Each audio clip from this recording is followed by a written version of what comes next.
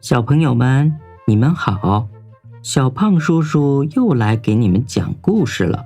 这次要讲的故事叫做《我喜欢安妮》。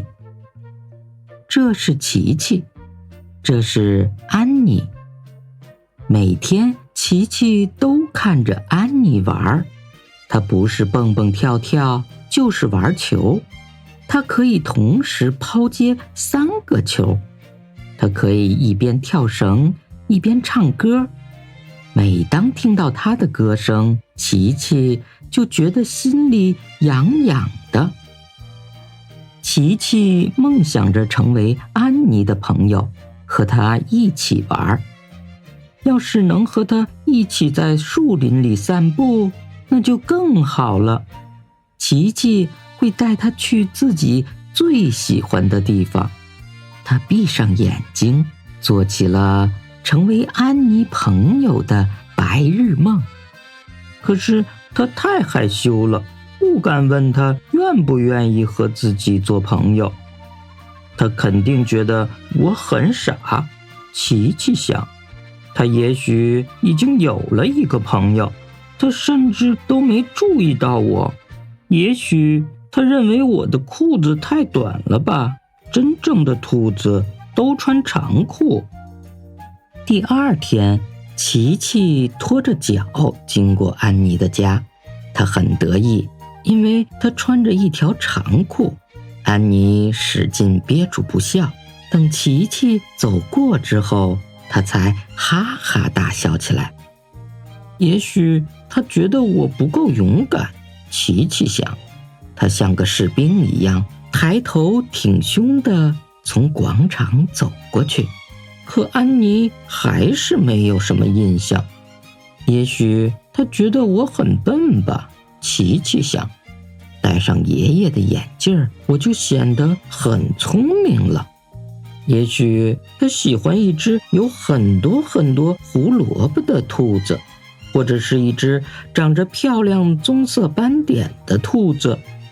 也许他更喜欢一只神秘的兔子，一只让他认不出来的兔子，琪琪想。可是安妮一看见这只神秘的兔子，发出一声尖叫，撒腿就跑。别害怕，琪琪喊道，是我。他去追他。救命啊，怪物！安妮大叫着。他回头看了一眼，被一根树枝绊倒了。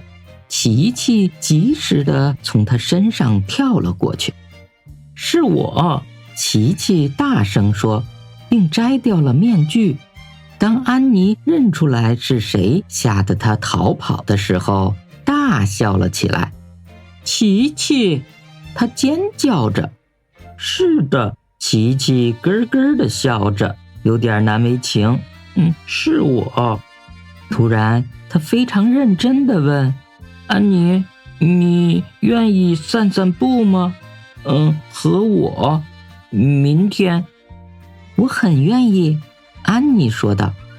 不过，如果可以的话，请你不要戴面具。琪琪很早就来到了约好的地方，他会来吗？他心里没底。他不会把我忘了吧？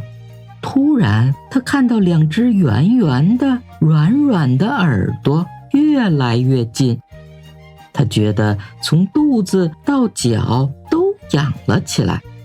安妮，他大叫着，开心极了。他挥舞着胳膊朝他跑去。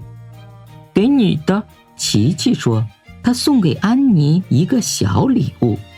这是他自己用线串起来的礼物，好吃。